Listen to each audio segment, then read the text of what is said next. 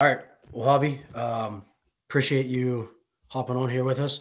We talked to Daniel actually before Christmas, and it's really good to kind of see you guys both killing it, and we'll kind of go through that path a little bit. Your journey is very similar to Daniel's, but a little bit more. You had to jump over a little bit more hurdles than him in terms of getting that first full time D1 job. So I think it's something that'll be good for everybody that watches this because it's not as easy as like, hey, I graduated, I got my degree, I got my CSCS. Like, where's my $50,000 salary? Like, it's just not going to work like that. So we'll definitely make sure we get into that. And then as we were kind of talking off air, I guess, talking a little bit about the catapult and the workload management and some of that, and then definitely just getting into kind of what your schedule and what your first first season was like. So, just for the sake of people that maybe don't know you, kind of tell us what your position is now at Baylor and what your just kind of quick run through of the other places that you've been prior to getting the job at Baylor and the other roles that you've had. So again, thanks Yeah, and welcome on here. no, happy to be here. Second year in a row, so I'm happy to keep doing this. You don't know me, my name's Javier Salas.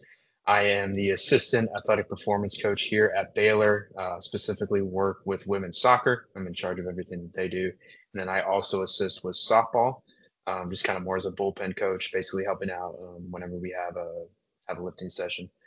But as far as my coaching career goes, this is my I think sixth year coaching strength and conditioning just in general. So again, just kind of a testament of how long you got to stay in the game until you kind of get that first real full time position. But started back in my junior year in college. Ran cross country and track and field for 2 years at Grand Canyon University. Uh, Junior year was told, "Hey, you're too slow. We got to cut you." So unfortunately, had to hang up the spikes. But just went into coaching right after that. Coached at my old high school, Barry Goldwater High School, for 3 years. Did distance, did hurdles, did relays, did jumps, and then ran the weight room there as well. And then graduated Grand Canyon in 2020. Unfortunately, that was the year of COVID. So really, everyone who had a GA wasn't going to be hiring or really wasn't opening any new roles, no internships, no nothing. So fortunately, got picked up by Arizona Christian as an intern there. Um, Basically working months in a grocery store until that happened, but it worked out for the better. So did that for a year, and then in 2021 got hired on as the GA for Fairmont State University. Did 2 years there, graduated in 2023. Then was looking for a job. Fortunately, had to move back down to Austin, Texas for a little bit, and then was very fortunate to get hired on, I guess, a year and a half ago as a part-time assistant here at Baylor University. Basically, we called the black shirt, and worked with every sport here, essentially except football. And then after a year, was hired on full time. Here's the full time here for soccer. So it has been quite the journey. Yeah, and again, it's the idea of all the stuff that we in my mind that we coach athletes on in terms of just like resiliency and just continuing to get yourself better and putting yourself in positions and taking risks and apply sending out 1,000 resumes, which we'll talk about there here in a second. I do want to, I kind of, I know I knew that you coached at the high school level and you coached track and field and the weight and ran the weight room and everything like that. What do you think is something that maybe, because again, everybody thinks that like coaching D1 college football or, in the MLB or the NBA is like, the hardest job in the world. And I personally think that those jobs actually might be easier than coaching high school athletes, especially high school track and field athletes. No offense to those athletes, but we know that especially the distance runners, like they don't gravitate towards the weight room like your middle linebacker on Alabama does. So what's something that maybe, looking back to that time that you kind of still learn from that you learned then that you still apply now in terms of maybe just like working with people that are maybe a little bit shy in the weight room, or just shy in general, don't love to train, or just a coaching cues that you've learned? Like what are some things that maybe being in that high school level has helped you 6 years later? Yeah, I mean it's being patient first off. This is a when you're coaching athletes, I mean, it is a long process. It takes, several sessions and several, potentially even years And so, I mean, you have to be patient with the athletes. You have to be patient with yourself. And, let's just keep hammering away at it and keep getting that, we talk about reps all the time, rep integrity, and just in general, like reps in general, like they need to get more reps. They need to make mistakes. You need to correct them because they don't know what they don't know. And so that's part of being a strength coach, and you feel in that role and helping them out kind of through their journey because they will get it eventually. Whether it's their time with you or it could be years later when they move on to a different strength coach or later on in life, they'll be like, man, I finally get what Coach Adam or Coach Javi was telling me all those years ago when it means to have integrity and to do like the little details matter. And so, it's harping them, on that type of stuff. But two, I think, because it like we get how you were saying, like it's almost people think it's harder to coach at these higher levels where it's almost kind of easier. And for some of these pros, I mean, it's like babysitting, for better or for worse. I mean, you get these, very highly motivated athletes who are just, in have been, both have a very high foundation, very like high natural talent, and a very high like motor and like big time work ethic. Like it's the easiest job in the world. You just got to make sure you're dotting your I's and crossing your T's, and it's a pretty good day with them because they're going to work hard regardless. Um, but also too, I think, talking to Coach Roof about this, it's, at the end of the day, a back squat's a back squat, a front squat's a front squat, a goblet squat's a goblet squat. It doesn't matter if you're at Barry Goldwater High School, Fairmont State, Arizona Christian, Baylor University, or the Carolina Panthers.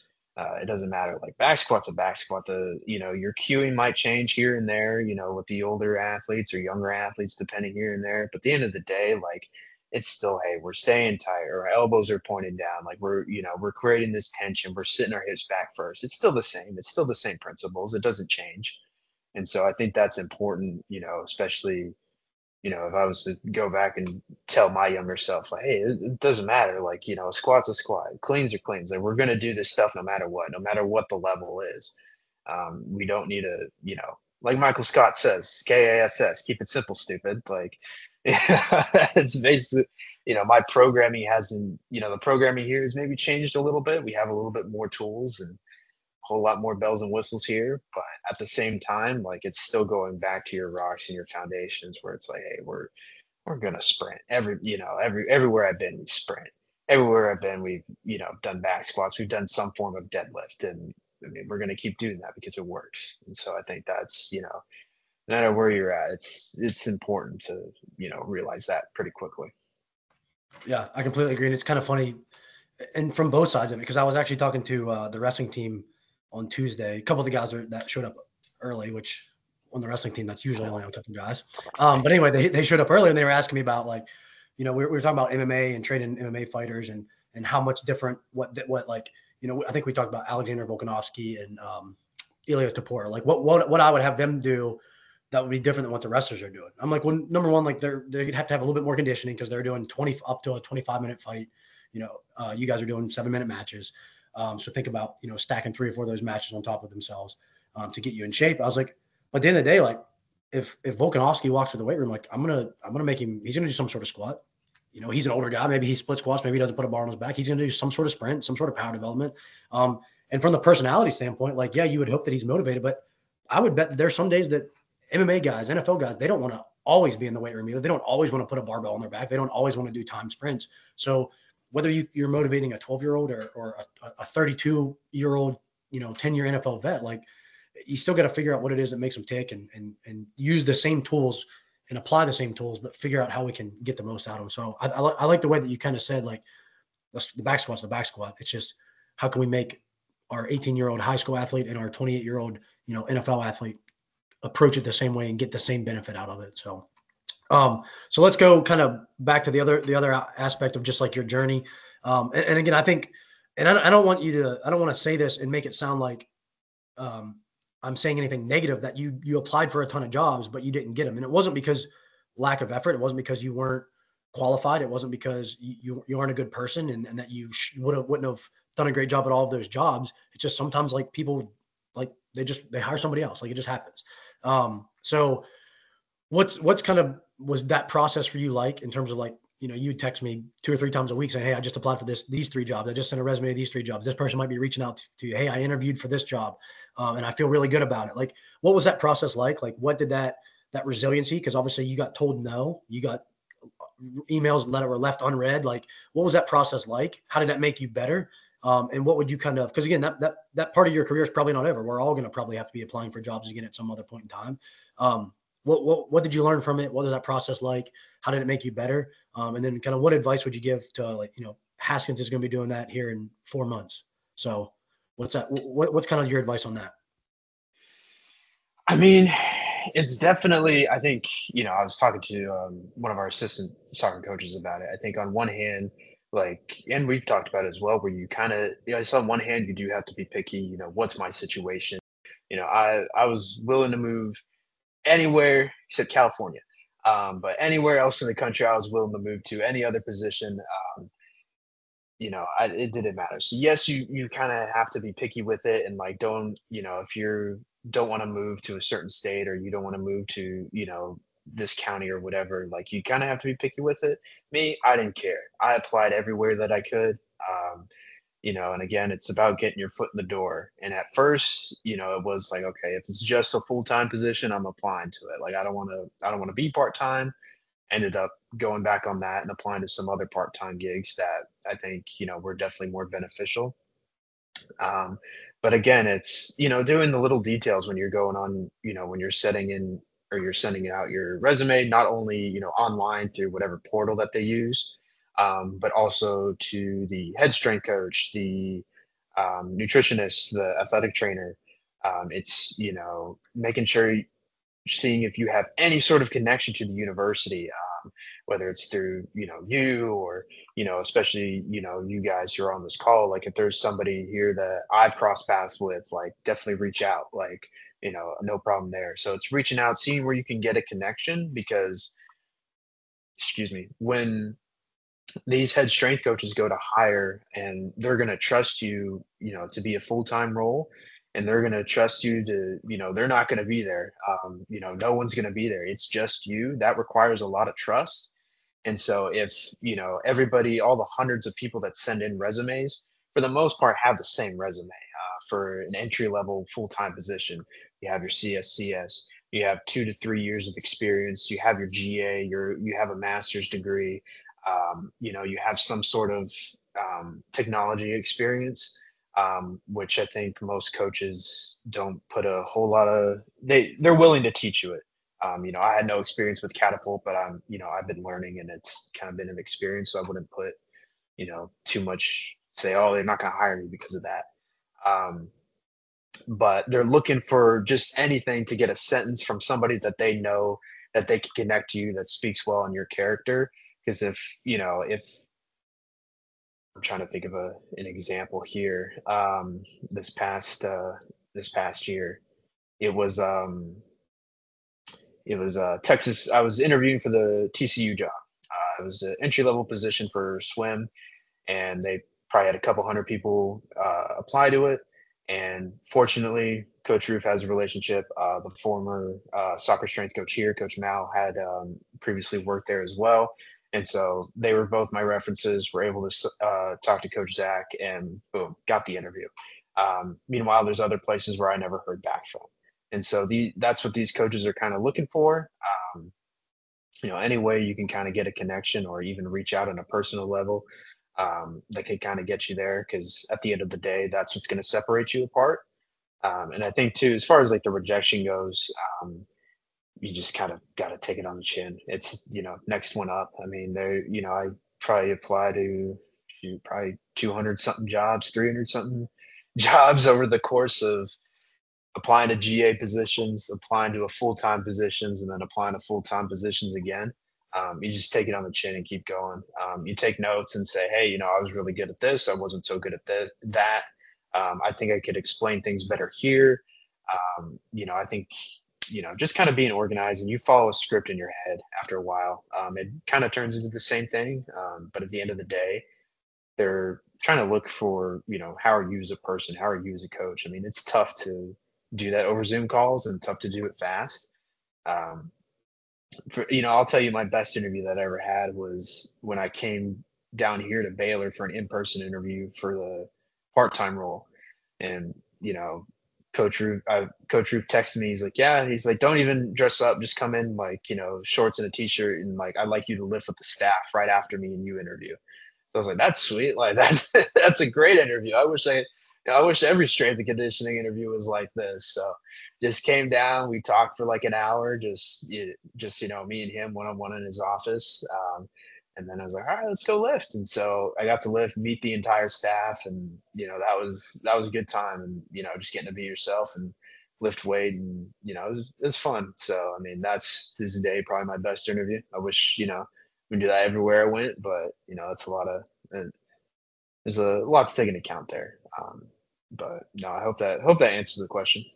No, definitely. Honestly, it's like the perfect answer if there could be one is kind of working backwards. Like that interview of like the in-person stuff, like is amazing because it definitely, like for me personally, like that's something I would love to be able to do. Obviously, financially and logistically, it's just not possible. But like to do that for a GA position, but I love that idea because it lets you, again, as much as strength coaches, we all need to be training. Like we don't all have to be huge and jacked and the best athletes in the world. Most of us, the reason we're strength coaches is because we weren't the best athletes, because if we were the best athletes, we probably would have played our sports longer.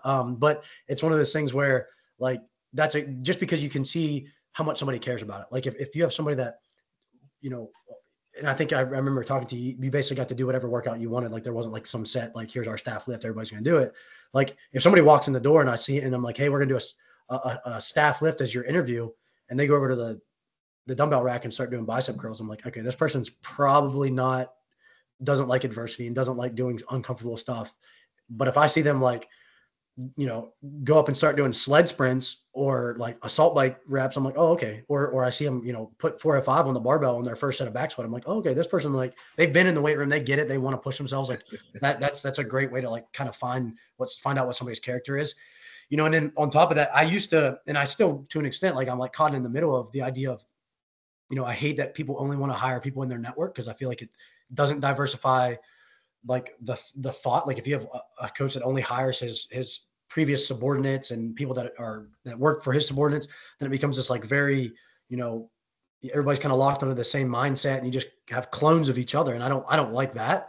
You see that a lot, like in the D1 football world to an extent. I don't like that. But as a person who hires people now, I completely get it. I completely get the fact that like when you were ready to graduate, like I wish I could have just hired you. When Tyler's gonna be graduating here, I wish I could just hire him. Like I completely understand that role. And that's one of the main reasons that you got the job at Baylor is because they trusted you. They didn't even have to go out and look for somebody that they didn't trust and reach out to people and do interviews and any of that craziness. Like they were able to just hire you from a part-time gig to a full-time job because of the trust aspect. Because yeah, you're right. Like you're going to be left alone. You're going to be on an island. You're going to be in charge of a team. Like, and it's no longer like, hey, you're the GA. If somebody gets hurt, Adam gets yelled at. Like, no, if somebody gets hurt, like that's on you. Like you could get fired now because you messed up. Like I'm not going to get fired anymore because you messed up. Like it's one of those things where, that's a huge aspect. And I think that's something that everybody on here needs to remind themselves of like how important, like just that trust aspect and being a good person and being reliable and, being resilient and taking care of your mind, body, and spirit to get yourself better, and constantly trying to just kind of grow. So to kind of like get on to soccer now, and we don't have to think of it just in the context of soccer, but take us through, you kind of took over, you were doing stuff in the summer already, even if it wasn't like your official title with them, but you kind of took over towards the end of the summer, got them through like fall camp, get into the routine of, so kind of talk about fall camp a little bit, and what a normal kind of a weekly routine looks like. And then kind of take us through like what your schedule was, how much travel it is, how often you're lifting at home, how often you're lifting on the road. Are you doing hotel workouts? Are you get to use other schools' facilities? Like, what does that look like? How far in advance? Like I know for when I was in minor league baseball, like I'd be calling or texting gyms or other strength coaches like a month before we go to that city, being like, hey, do you guys have a gym at your ballpark? Oh, you don't? Okay, then I have to call Planet Fitness or whatever, a month out, and just scheduling things like that. So just kind of give us more like the managerial stuff that went into it, not as much like the X's and O's, just so that, again, people that are going to be getting these jobs here in a couple of years where they're going to be in charge of a full team, like start with that. We'll start with the managerial stuff and then we'll kind of work X's and O's as we go into it. Yeah, no. So I got hired or officially took over the week of camp. So got thrown into it pretty quickly. We had our first mandatory day that Monday. And it was mostly just kind of using, the previous coach, Coach Mal. Basically, me and her kind of sat down. She left within like 3 days getting her first job. So we just kind of sat down for 3 days and just kind of structured the rest of the semester. Um, and for the most part, I mean, it went pretty smoothly and just kind of building off that. Typically, just kind of in season, we have games Thursday and Sunday. And so Monday is technically our mandatory off day. And then Tuesday is our one day where we actually get to train and both on the field and in the weight room. And for me, that was kind of the bread and butter day. Like, what are my kind of exercises that we absolutely need to do this day or need to do? And that was kind of the day that we put everything in. Um, but also, I mean, again, building trust, building that relationship, getting to there. Like, for in season, for our high minute players, we really only lifted one time in season. That's a big contrast to Daniels. I watched his interview where he said they were doing six. I was like, oh man, that was a little bit different on my end. So, but for our high minute kids, we would usually only lift about once a week in season, and then for our low minute kids and our red shirts, they would lift probably 2 to 3 times a week, and we would usually get that in. If we had a home match, it would usually be on game day. If not, we would get it in on a Saturday. But for the most part, I mean, our schedule is just kind of changing with travel and all that. So we started the season at Mississippi State, which we drove there. So that was a 14-hour day driving there. We had one day in between travel and game. And again, I should probably go into this when we do kind of travel in general. I mean, it's, every single stop, I'm making them, hey, we're doing something. We're doing some kind of dynamic warm up, or we're kind of doing some band series or something like that. Just to do something, just to get blood flowing. That's Because, actually yeah, a really just smart, just something simple, because a yep, 14-hour bus ride is just going to wreck your entire body. So that's no, actually really good. yeah. No, and so we would do that. And again, we want to stay to a tight schedule. So I can't really do like some 30, 40 minute long workout. It's got to be quick, like 5, 10 minutes tops. Because it's like go to the bathroom, get something to eat, and then do something and back on the bus. Like we got to go. And so, I mean, it's, managing your time wisely and making sure you're doing everything you need to do to make sure not only that the athletes are prepared, but also that we're staying on the tight schedule. I mean, that's part of it too, the kind of logistical means of it. And then as soon as we get to the hotel, it's like, hey, this is our routine or our stretching or mobility that we're going to do for tonight. And again, keeping it simple. Sometimes it was, hey, we're going to do it together, and sometimes it was like, hey, can we just do this in our hotel room? It was like, I know you're not going to do it, but all right, fine. Like, just kind of picking your battles here and there. But again, that's a long week. We go to Mississippi State, come back another 14 hours, play a game, and then the next day we were on a 14-hour flight to Hawaii.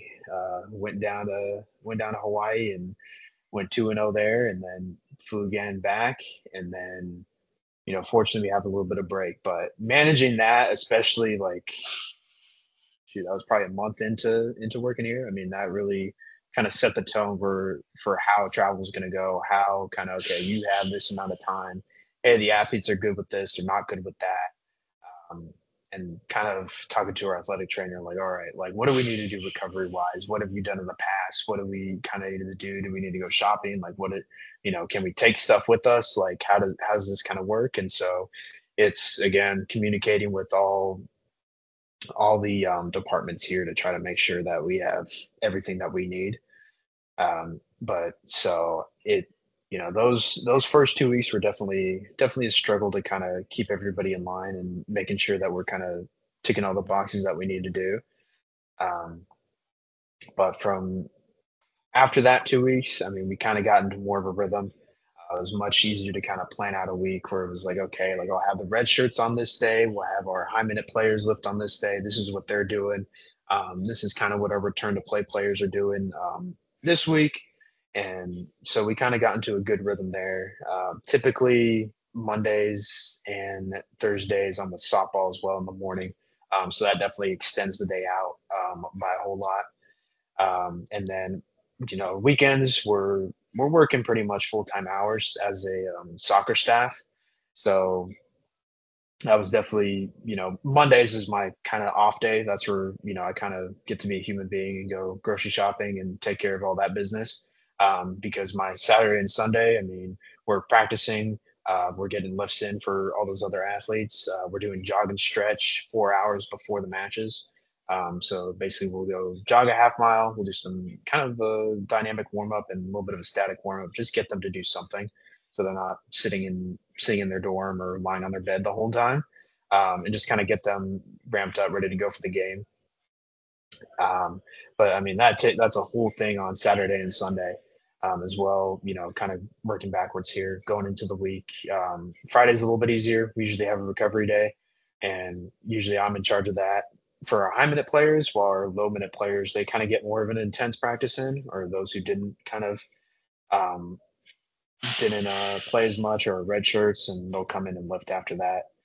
Um, Thursday, another game day. Wednesday's that match day -1. So just kind of keeping things light, making sure that we're good to go. And again, Tuesday's kind of more of our actual training day where we lift and have a kind of a tougher practice there. Um, what was the second part of your question? Sorry, I Well, forgot. I'll ask it again, but I'll stop there. So with you coming in kind of such late notice, and like not late notice in the sense of like you didn't know that the job was opening and all that, and there was going to be a chance, but just in the sense of like you got thrown right into fall camp, and then you guys got Mhm. road trip, flight, or flying to Hawaii and back.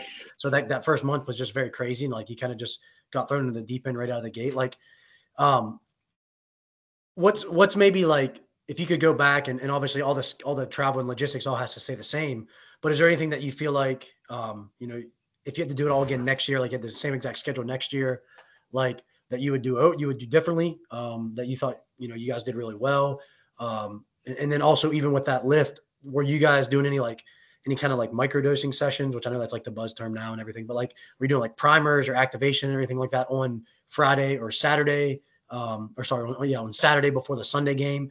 Anything like that where you're just doing like even like like mini bands and med ball slams or just something like that? You know, just because I like the idea of on the Sunday you're getting them up and moving and they're not just laying around all day. But was there anything on Saturday that you did that was kind of like a little bit more S&C than just the soccer aspect of it, just the skill and the tactical work? So that's my first question: is was there any type of like microdosing or other little miniature like S&C type stuff? And then what's maybe the biggest thing that you would probably have done better, whether it's the whole year or just in that first like month and a half of the season? Yeah, no, as far as microdosing goes, I mean, we would do definitely our band series kind of like more on definitely on like Saturdays. Just something a little bit more kind of low impact, low intensity there, just to kind of get them moving. Because it was, I mean, it's a long season, and these players, I mean, are high minute players. I mean, they play a full 90 minutes, and usually by the time they get to their third game, I mean, they're playing the full game. Coach Leonard has their starters, and I mean, they're playing every single minute. They rarely come off. And I think our BYU game, we had a girl almost hit, I think 10 miles or 11 miles on the day. That's a whole nother story for that game. That was a crazy one. But again, for these high minute kids, I mean, their workload's just crazy. And so it is, I mean, and we do sprinting, we do our max velocity day usually on a Tuesday, again, on that kind of day where we get to train and be in the weight room and just kind of match those high days. And so that's kind of our max velocity day. Tuesdays usually, or sorry, excuse me, Wednesdays usually some more change of direction day, and then Saturdays more of an acceleration day, and I'll throw usually some plyos in there as well. So we do microdose a little bit, especially on that Saturday. But again, still maintaining those rules of, hey, we're going to sprint, we're going to jump, and just kind of finding ways where we can put that in. And again, your program doesn't need to be crazy where we're doing 100 reps or 100 jumps every single day. It doesn't need to be like that, or we're doing some crazy modification or some crazy apparatus. Like, keep it simple. Like, that's definitely kind of leading into your second question, is something that I've kind of learned, and definitely if I could go back, I mean, it's keeping things simple. At the end of the day, you just need to get it in, whatever it is that you need to do. It doesn't need, necessarily, it's not always going to be the right circumstances, especially with travel and all that. And again, it's when can you train, especially when you're big road trip and, your days are thrown off, or sometimes we have games on Fridays. I mean, just going back, just tell myself, keep it simple. Like train when you're able to train. There's no, I think that's something, being at Fairmont and being at Arizona Christian, that we were able to always do well, is really just adjust on the fly. Whether it was a session, whether it was in the training, in the actual training, if we had, athletes with certain modifications, or we didn't know kind of, what the day was going to hold. That's definitely something that's helped, especially that first month. I mean, when everything's kind of going crazy, and, you know, being able to, you're handed the keys and saying, hey, here's this team. Our goal is to make the NCAA tournament, and we got to adjust on the fly, and make sure that we're ready to go for every single meet, or excuse me, match. So I think the second question, the second part to the previous question, was just the logistics of like the travel and the flying. Like, how far ahead are you? Because I'm like I said, I'm big on, like, I want to know what we're doing a month ahead from now. And like, it's kind of funny because, like, I'll text coaches even at Fairmont. I'll text coach and be like, hey, what's your plans on this date? Because I see that you have, like, like A&T might have like a midweek match or meet, and then it's usually on, they usually left Tuesday, Thursday, and they might have a meet on a Thursday. So I'll text Danielle like this week or next week and be like, hey, like, what's your plan that week? And she's like, Adam, I haven't even thought about that. Like, I'm still trying to get girls moved in next week. Like, so it's one of those things where, like, as strength coaches, at least in my opinion, as a strength coach, we should always be, thinking about like the next month, the next week, the next block, the next training cycle, whatever it is, the next set, how far ahead were you kind of looking with the schedule? How far ahead were you having conversations with the coaches, the equipment managers, the athletic trainers, the dietitians? Like, how much of that was, which we can get into that too, just who all the different people that you kind of, talk to on a weekly basis. And then just like, what was that like that, I'm going to work backwards, that 10,000 foot view, and work backwards. How was that for you, this first year of kind of being in charge of a team? Yeah, I mean, like you said, working backwards. So it's like, okay, like, where, as far as programming wise, where can I actually, program a new block, or where can, because, we want to make sure that our athletes are fresh and aren't too sore for, game day. So, I mean, for me, it was working backwards and just kind of seeing things. Um, but I mean, for me, it was just making sure, sorry, computer's one minute. Sorry, we're having some music going off right now. But sorry, can you repeat it? Yeah, sorry. Hey, you're good. It was just thinking Yeah. of like the logistics of, like, okay, hey, we have a game, like the Friday game, for example. Like, hey, normally we play Mhm. Thursday, Saturday, but in 3 weeks from now we have a Friday match. So how are you kind of like, how far ahead are you looking? How are you like adjusting your lifts? Like, who are you communicating with? Is it something where the coaches like to go day by day, or is it something where you can have that conversation with them, about something that's not until a month away? And same thing with like the trainers and the equipment people and like all that. Like, hey, we're leaving on a Wednesday instead of normally leaving on Thursday morning. Like, am I going to be able to have the girls in for, a stretch? Like, can I have the girls in to stretch Wednesday morning before we leave? Like, that kind of stuff. Like, how much are you looking ahead? And how does that kind of help you put together, like, whether it's there's microdosing sessions, or, a stretch session, or whatever it may be. Like, how far ahead are you looking, and how do you kind of like set your schedule based off of that, I guess? Yeah, no, it's a daily thing, and it's keeping in contact with Coach Leonard and our athletic trainer Christian Pardis, making sure that I'm staying on top of it. And again, it changes. I mean, it's anticipating things as well, as you get to kind of know your head coach and your athletic trainer throughout your career, and you kind of learn, okay, like, listen, we got this thing coming up. Our schedule says this. But I can already tell we're going to change things around. And so it's kind of anticipating those changes before they happen. Or what, like, I can kind of already tell how practice is going, because I can tell I might have to switch things around here, or hey, there's going to be more of this or more of that. And so it's definitely, as much as we want it to be like a monthly thing where we can kind of plan out the months, again, it's a daily thing. It's, I'm usually over there and in her office, usually daily, asking questions like, what do you think about this? Are we going to be moving this? What's kind of in your head, and picking her brain. And so, yeah, and that's why communication is such a big deal. I would like to tell you, we're able to plan things out in a month, but I mean, no, it's weekly, it's daily.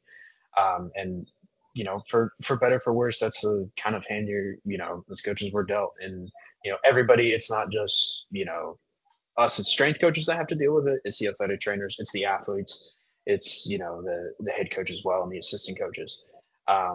And so for us and for our schedule, as chaotic as it was, trying to book flights maybe earlier or later, or if when are we able to kind of get a practice facility, because at the end of the day, when you're in season, practice is the number one thing. I mean, that's what coaches and athletes want to do. And so it's, everything kind of else falls second, whether it's, it's eating, it's recovery, it's film sessions, and then, we kind of have lifting kind of in the background. And so for me, it was kind of, anticipating, all right, where can I get time here? Like, yes, we have a 2 hour open block here, but I know like maybe Coach Leonard's going to want to do something extra with the team, or just kind of, something's going to change there.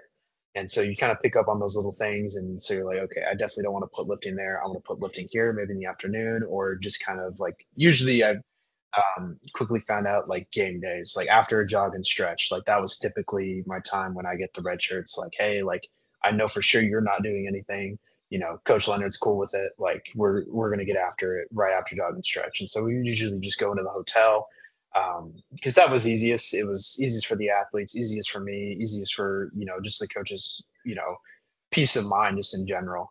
And so as much as I would have loved to go, to University of Utah's or BYU's weight room and get an extra lift in, with our red shirts, or even um, our high minute athletes, at the end of the day, we were able to do everything we needed to in the hotel room, or we would bring foam rollers with us. Usually, Christian, our athletic trainer, she would bring those, and so that kind of leads into the next thing, is how you're talking about, with all the departments here. That is definitely something I haven't been used to, is having, an athletic trainer specifically for soccer, having a dietitian here, having a physical therapist, being around,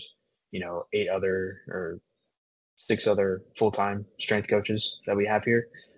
So we do get a lot of help, and we're spread pretty thin. We have 5 weight rooms here at Baylor. And so I am technically the director of the Williams weight room as well. Um, so I'm in charge of that one, which is where our soccer, softball, baseball, and tennis operate out of. And so I think that's a big thing we always constantly talk about, is not trying to be in our silos, not trying, I don't want to always be over at Williams, even though that's where, excuse me, I need to be. That's where my team is. That's the facility that I'm in charge of running and making sure that it's run efficiently. But at the same time, like over here, and currently at Hires, which is our old football weight room.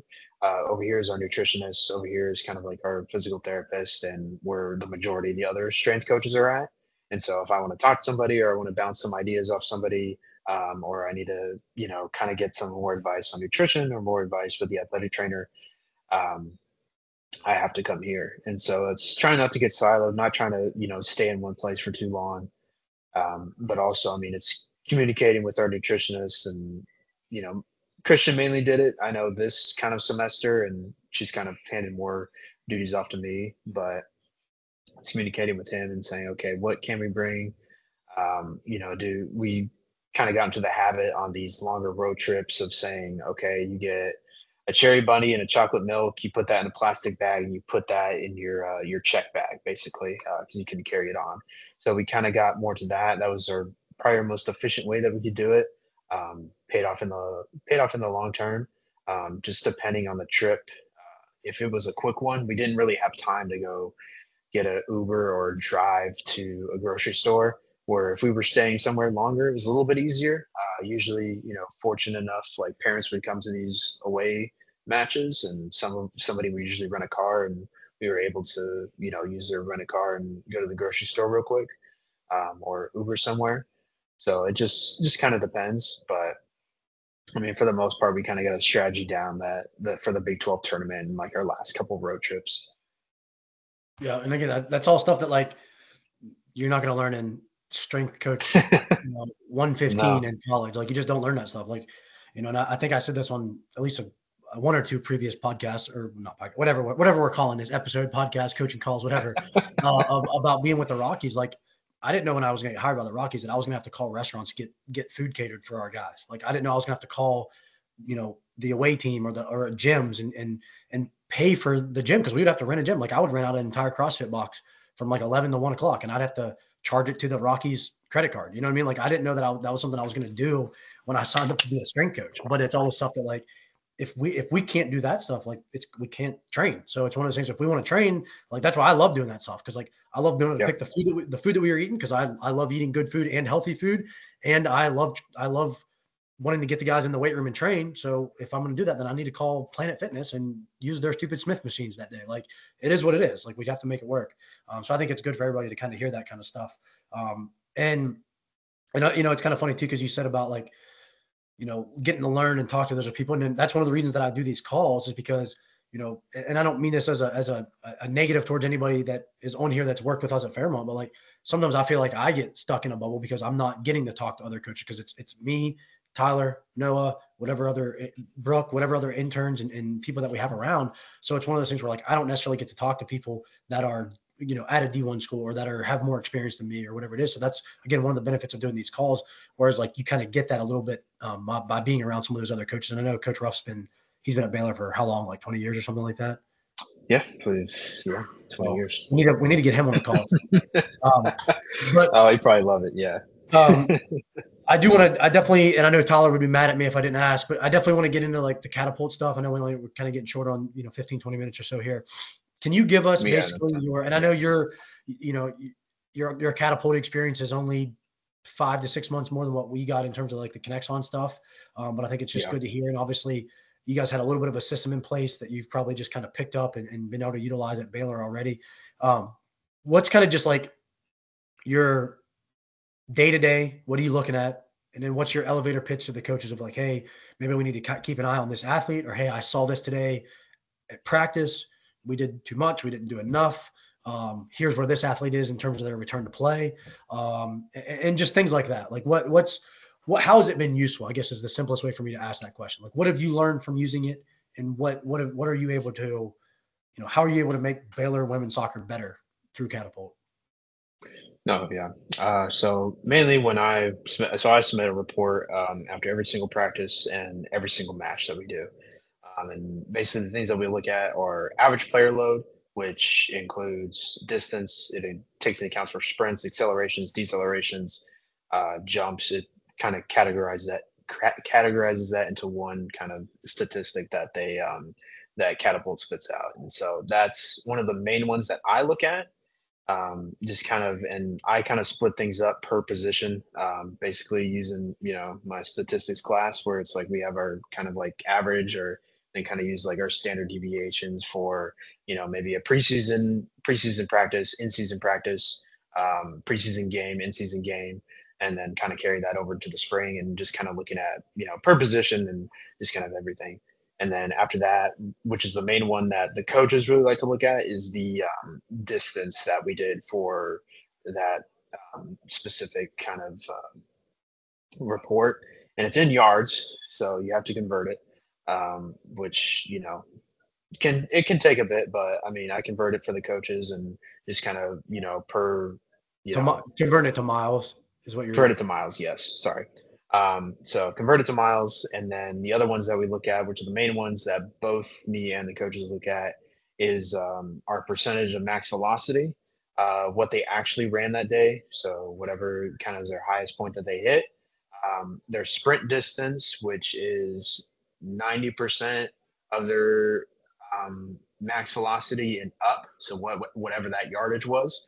And then we also look at high speed running, which is 85% of their max velocity and up, how much yards that they ran at that speed. And so we kind of look at that Um, Kind of getting more of a system, just kind of after one semester with it. For the first month, I mean, it was pretty chaotic. Just kind of like, okay, what does this mean? Like, what the heck is high speed running? What is sprint distance? Like, just kind of getting used to what these metrics were and what do they mean. Um, so definitely for the first month, I was getting used to that. Now that we're in the off season, I can kind of look at it more and kind of structure things like, okay, like our high speed run is 85%. That's why that number is so big. And, okay, like coach, we don't need to be cross country runners. We don't need to run, 5, 6, 7, 8 miles, as conditioning. Like we need to be more into that kind of ATPCP range where we're going hard and we're doing kind of repeated interval training because I have a report right here. It's from one of our late in-season games, and our highest amount of yardage for high-speed running, so 85% or more of their VO2 max, was about 388 yards. Again, that's for a player that played 90 minutes of soccer, and that is less than a quarter mile right there. You So to said kind you of said 85% of their VO2 max. You mean 85% of their max velocity, correct? Yeah, sorry. That's Yeah, fine. That's max fine. I knew. velocity, I not knew. VO2. I My thought bad. that's what you Yeah, meant.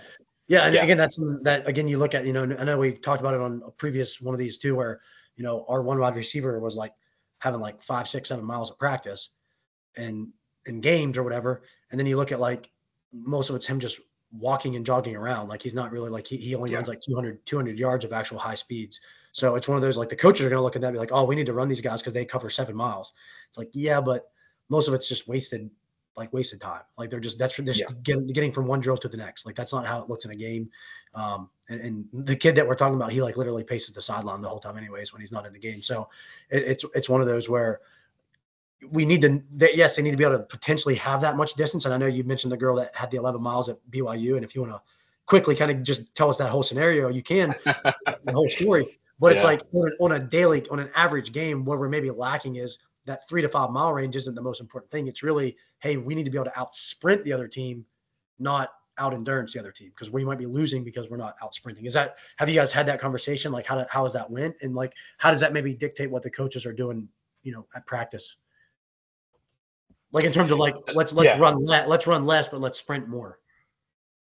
So it's definitely more of a conversation now that they're going to be spending more time with me, now that I'm going to be more in charge of the conditioning, and we actually do more of that now, where it's like, hey, like we really, talking to Coach Leonard, because she loves max velocity. She wants to see that 95 plus. Like she's big favor of that. I've come up and talked to her like, hey coach, like I might need a few extra minutes today. Like we're gonna be doing some longer sprints.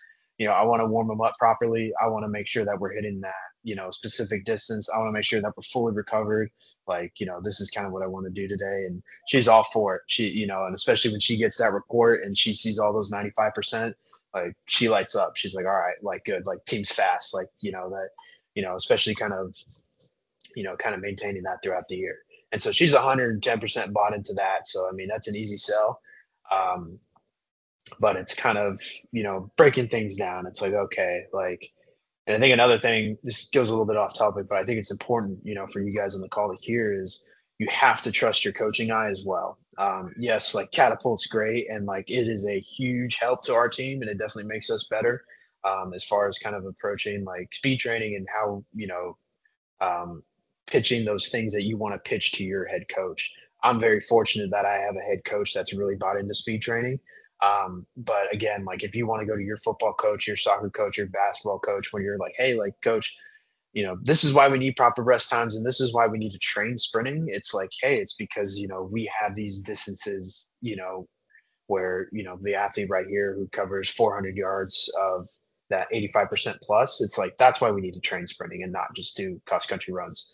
Um, and taking it a step further, that athlete had 70 yards where they were 90 plus. So again, even even though they're maybe the game doesn't account for a whole lot of yardage in that kind of percentage, but at the same time, like it's important to train that. But again, going back to your coaching eye, uh, just a quick story. I had an athlete early in the year. She was not hitting above 90% at all whatsoever on her max velocity. And said athlete is one of our hardest workers on the team. I was like, what the heck's going on? Like after 2 weeks, she's not doing this. And you go back and catapult and kind of look at their history of, of just sprinting in general on every single drill that they've done, every single event that they've had. And it goes back for their entire career at Baylor. And looking at that, it's like said athlete has not come close to this time that they're entered in for. I don't know where that number came from. I don't know if sometimes Catapult does some crazy stuff. Sometimes it, for whatever reason, your finger slips and you thought you entered in 18 miles an hour and you really entered in 19. Things happen again. So going back to your coaching eye, where it looks like on paper, said athlete is running 80% constantly, 60% constantly, and they're not accumulating any sort of sprint distance or high speed running at all. It's like, what the heck's going on here? Like, am I the bad strength coach who's not programming this right? Like everyone else is doing it right. Said athlete is trying, and that's why you have to go back and make sure you're keeping good records of everything you do and tracing where things come from when if you are gifted a catapult system and it's been going for a while and you look back and say, okay, like is everybody entered in appropriately? Like again, you don't want said athlete was at 80% the majority of the time in the early fall. Switch that number back, their numbers were off the charts, 95%, 97%, right where they should have been. So you have to make sure, again, going back to your coaching eye and trusting that, um, making sure that the numbers that are entered in are the correct one, because they could definitely paint an entirely different picture when you go and present it to your head coach. So again, just kind of, that was a little bit off topic there. No, it's good to point out because yeah. it's one of those things where like if we're going to rely on the data, we got to make sure we have reliable data. So like if we're trying to use it to measure, to an extent, what you could say is, hey, we're using this to look at who plays the hardest or who practices the hardest, and this athlete looks like they're dogging it, but it's because their max speed is 18 miles an hour versus actually 19 miles an hour. So it changes everything. Yeah. So, and that's a big difference. I think people, with some of our football guys, like if you're usually running like a 19.87, then you go out and run a 20.05, like, when we do our 30-yard flies, like that is a difference. That's the difference between you scoring a touchdown and not scoring a touchdown. Like, or you mentioned like the girl that only had like 70 yards of high speed distance or sprint distance, that 70 yards might've been 2 35-yard sprints where she scored or she stopped someone else from scoring. Like that can be like a game breaking type effort. So it's definitely important to utilize that and be able to look at that. Before we kind of wrap up with some of the like last kind of coaching development type questions, real quick, just since you mentioned it and then I mentioned it because I know the story, give everybody the example again, something that as a strength coach, you can't game plan for, you just have to adapt, but just tell everybody like the quick rundown of what happened was it BYU or Utah State? Or BYU, yeah. BYU. Just tell everybody kind of what happened with that situation and why that girl ended up running 11 miles. Yeah, so BYU game up in Provo. We already know, again, anticipating the forecast calls for lightning, so we're already kind of anticipating, all right, what's our plan here? I'm already thinking like, okay, how am I going to warm up the athletes? What am I going to do with the catapults? How am I going to make sure they're charged and kind of ready to go? So we go out there for the national anthem. As they're singing it, lightning's striking all around us, thunder. So we're like, all right, this is getting postponed. Wrap it up. Everyone's got to go back inside. So we were fortunate. They have a pretty good weather system that kind of keeps it up to date. And so me and the athletic trainer are on that. Their locker room isn't too far. So we're making sure we're talking to their head coach, their athletic director, their athletic trainers, like, okay, what's the plan? How much, and again, it goes back to kind of Coach Leonard and what her plan is. Like, okay, we need 20 or 30 minutes to warm up. And so we go back out. Lightning hasn't strike. All right, we're good to go out. So we re-warm up. I'm like, all right, what do I need to take out? What do I need to add in? To make sure that, our athletes are hyped and ready to go. But again, they're wearing their catapults. Again, it's more work, even though it is sub-maximal. I mean, it takes into account, re-warming up and having to kind of, going from maybe some sort of a slow jog and some in-place stretching or in-place kind of movements to, all right, I got to get them ramped back up because we got to play a full 90 minutes of soccer here. Like we can't, it's not just, we kind of go moseying through it or go through the motions. It's like, no, we got to, I think if I remember right, I took our sprints down. Normally we do, before a game, we do probably about 30 yards of sprinting. we'll build up to that. I think I knocked it down to like 20 or 25. Did a build up in like 2 reps, and I was like, all right, like we're good to go. And you know, so we played a half of soccer, uh, going to halftime. Right when halftime's about to end, another lightning strike happens. So we're stuck in that cupboard for another, I want to say probably 40 minutes to an hour. And right away, I'm like, all right, like we got to get these catapults in. They have about a 6 life-hour battery. And we were definitely like pushing that because I was like, I don't know when we're going to go back out in that field. So I was like, all right, everybody put your catapults in, and then go right back out to communicating with the athletic trainer, athletic director, and, seeing what we're going to do. Um, all right, we're clear to go. Everybody quickly put your catapults back in, run back outside. All right, we've been sitting in our butt for an hour, hour and a half. How are we going to get ramped up to play a second half of soccer? Because again, we were down 1-0, and it's like, all right, like we got to warm back up, and again, keeping it still lower volume on, being a little bit conservative, but at the same time, like they got to be ready, they got to come out hot. And so again, just kind of sticking to those same principles. What are the exercises or warm-ups that I know that are going to get them ready to roll? Doing those, and shoot, we probably had 10 minutes, get them rolling, do a few sprints, and then came out and played a second half. But again, that all adds up, and it add up to that one athlete. I want to say 11 or 12 miles on that day. I could probably break it down per warm up, per half. But yeah, I mean, just things you have to be ready for. Unfortunately, we came out of there with a 3-3 tie. Came out pretty hot the second half, scored 3 goals immediately, but just wasn't in the cards that day. So, but no, I think we got out of there at midnight. Game started around 7. Yeah, so a long one. Yeah. A long one. Well, and like baseball is a good sport for that too. Like you're just, they check the weather, like they're going to want to try to play. And like, you might have first pitch scheduled for 7, and then you might not go out there and have first pitch till 10 o'clock at night. And you're like, oh my God, we got to wake up and do this again tomorrow. Yep. Like, it's just, yeah. Anyway, no, I think that's a good story. I think it's worth everybody hearing, because it's definitely something that like, you got to figure out, like, okay, do we need to do like heel to toe walks again? Or can we just go straight to like some speed skips or something? Like, what do we need to do to get ready to go? All right. So the last couple questions, just again, like more on coach development. What's something that you feel like in like the 6 years that you've kind of been a coach that you maybe have gotten the best at, and then maybe something that you still kind of struggle with that you need to continue to get better at? I think for me, my patience, patience with my career, patience with the athletes, and just kind of seeing the long process.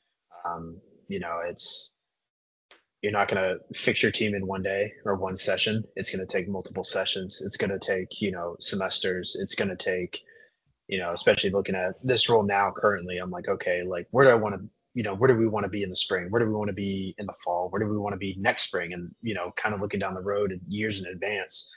And so I think, that's always one thing I've kind of, whether it's my career, athletes in general, it's always something that's something I've always been good at.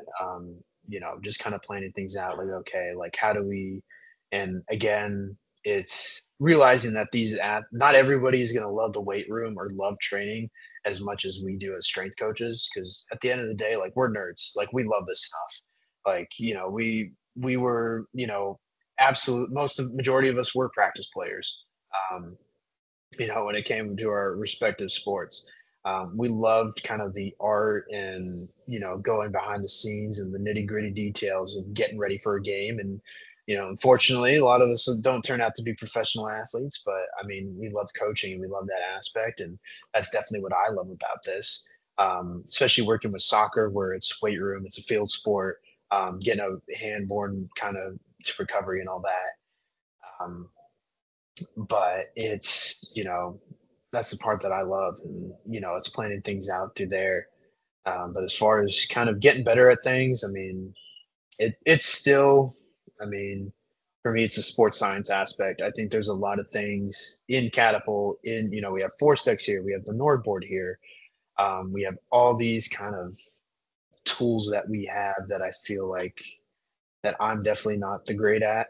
not the best at, and truly you never stop learning. I mean, I know I've said this 100 times with you, Adam. Forget who has the actual quote, but what is it? As soon as you know everything, or as soon as you feel like you know everything, you're dead. You truly never stop learning, but at the same time, I feel like there's a whole lot of untapped potential with Catapult, with kind of like the technology that we have, and being kind of thrown into it. It's definitely difficult, especially in strength and conditioning, where we don't really have like maybe a new hire orientation for strength coaches, or like here's a manual like on how coaches have ran this in the past, or you know this is how we've done things, or these are some things you should know or shouldn't know. And so I think just as a whole, like that's something we're working on here at Baylor, is trying to come up with like a manual or some sort of something that we can give incoming strength coaches, just kind of like a better transition into kind of their first full-time gig. Because you know for better or for worse, I mean, I love Baylor. It's a great place to work. I don't know if I'll be here for the rest of my career, because there are plenty of people above me who love what they do and they want to finish their career here.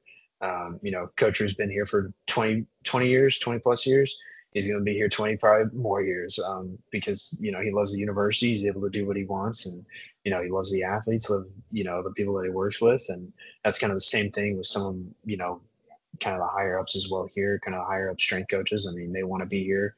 They love working with the teams that they have. And so, you know, it definitely all kind of plays a role into your future. But at the end of the day, I mean, it's kind of, for me, it's getting better at that exercise science background, and as well as just kind of being, I want to say integrated with the team, but just kind of taking more of a leadership role with the team. And especially now that it is just me with soccer, like going from working with 5 or 6 teams, wherever I was, to now everything specifically focused with soccer. Again, I think there's, similar to kind of the sports science role, there's more untapped potential in me just working with soccer. I'm with them every single day. I'm the first face that they see when I go onto the field, because I get them warmed up for practice while the coaches are kind of going through their meetings and getting practice set up for whatever drills it is. Like, it's my job to get them ramped up and ready to go, both from a physical standpoint, like exercise physiology standpoint, but also from like a mental and kind of like social standpoint as well. Like, I'm the first face they see when they roll onto that field, and so it's my job to get them hyped and ready to go, and making sure that the attitude is correct when we're going into practice. And so I think just working on that and being better at that, it's something I've never had to do before. And so it's definitely I've gotten out of my comfort zone this semester. And, we athletes had a pretty successful year, but I think, it's definitely, as far as my role, I think I could definitely do even better in those aspects. Yeah, I think that's awesome. I think that even being able to look at that and self-analyze and be like, hey, we had a good fall and it was a good my first 6 months have been really good, but just knowing that you have more room to grow and more of an influence to make, more of a leadership role to have and things like that, and kind of continue to build a better culture and all that.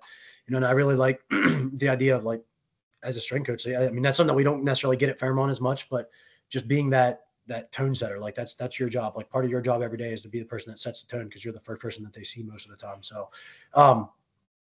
we'll kind of cut it off there. Duncan, Gabby, Noah, any of you guys got any questions for Javi before we let him go?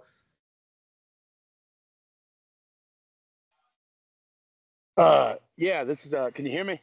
Yep. Yes, sir. Yeah, so when you get like where it's a moment where you just gotta think on your toes and, hey, warm up, get cut close or anything, you might have mentioned this and it might have slipped by me, but is there any like categories that you're looking like we got to hit real quick? Like, hey man, or I got a quick speed session I got to do. Kind of thinking like more on field, like looking at a warm up, and then like let's just say, hey, I got to get a quick speed session. Are there some categories where like I've got to hit this, like I've got to hit some maybe this type of plyo, I've got to do this, or is there something kind of your go-tos that you got when you're cut for time? Yeah, I mean, for me, it's okay. Like, we want to hit, like, I think first thing that came to my mind is our max velocity days. And, especially somewhere like BYU or strapped for time, it's like, okay, like how do I break this down? I don't want to just go into like a full on sprint and do 35 yards because we're 100% going to get injured. The athletes are going to tear something like, so we need to make sure we're ramping up appropriately. But at the end of the day, okay, how do we break this down? So it's just kind of reverse engineering it. So it's like, okay, like I don't really have time to do heel to toe walks. All right, let's do high knees. We'll do 5-yard dribble bleeds twice. We do 5 yards of ankling, 5 yards of calf dribbles, and then 5 yards of high knees. We do that twice, and then let's do a 35-yard buildup. Every 5-10 yards, I tell them to kind of hit another gauge or shift another gear in their head, and then kind of we walk it back, take our time. Heart rate's up, just kind of getting that neurological stimulus, and then it's like, all right.